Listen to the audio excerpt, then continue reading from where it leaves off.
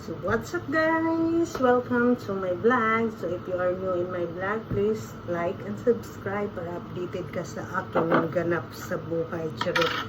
So for today's mini vlogs, I'm going to show you my everyday routine in my face mask. So I have tomato hair.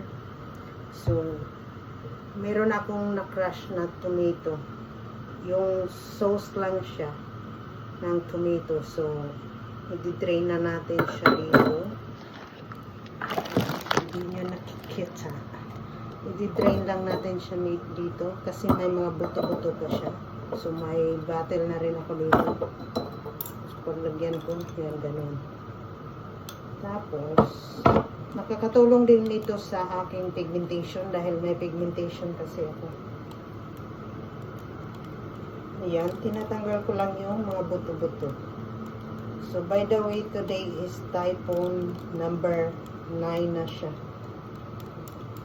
So, nandito na pala ako sa aking workshop. So, I'm here in the country. And then I'm making this one. So, ito na siya. Meron na tayong nasala dito na organic. And then next, some honey. I estimated 1 tablespoon of honey. 1 tablespoon. Pero ginagamit kong spatula dahil panghalo ko na rin kasi mas mabilis ang spatula. Okay. Any kind of honey, basta honey siya. Next, meron ako dito ang aloe vera. Convenient lang to, mabibili kung saan-saan. So, maglalagay lang tayo ng tatlo nito. Ayan. Gamit ko ang spatula. Kung meron kayong spoon, pwede na rin. 3 tablespoon o aloe vera gel. Yan. Kaya dinagdagan ko na lang siya ng 3 tablespoon para pang matagalan ko na siyang gamit. Hindi ako everyday gumagawa nito. So, ilalagay ko na lang. I-apply ko na lang siya araw-araw. Mix-mix lang yan. Hanggang sa mag-mix na silang lahat. Tsaka hindi naman yan sila nag-aaway kasi magpipinsan yan. Mix-mix lang.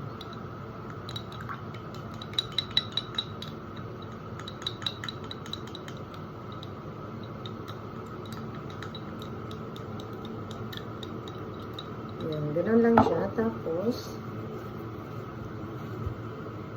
magsisiparate ako para sa aking mukha today.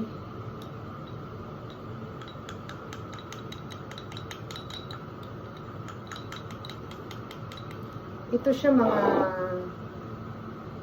1 week ko na to siyang gagamitin. Dagdagan ko siya ng honey kasi parang kulang siya ng honey. Tapos ipi-fridge nyo lang guys. Lalagay nyo lang sa fridge. Gumawa ako ng pangmaramihan para everyday hindi na ako gumagawa kasi mas hassle na kung ganito. Dagdagan ko siya ng honey.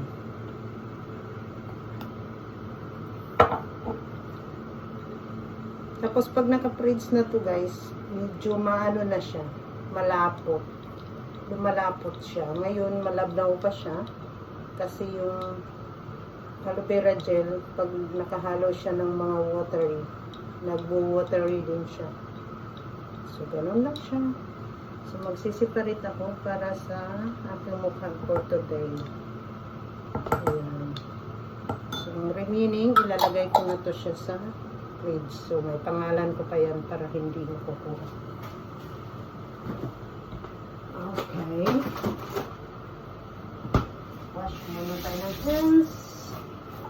And then, kuha muna tayo ng towel. Kuha tayo ng towel. Uy, nahulog na siya guys. So kami kasi hindi kami gumagamit ng towel talaga na. Usually ginagamit namin is disposable towels. Disposable para hindi madumihan ang aking damit. Ganun lang siya. As you can see, I have a pigmentation. Pero nagla-light na siya. So, ito yung sineparate ko.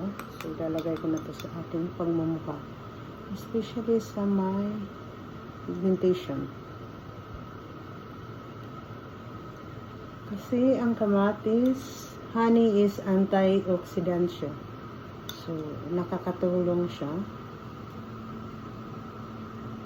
Any kind of honey, mga loads. Pwede nung gamitin. Daman lang siya. This is my daily routine every day. In my life. Thank you for watching.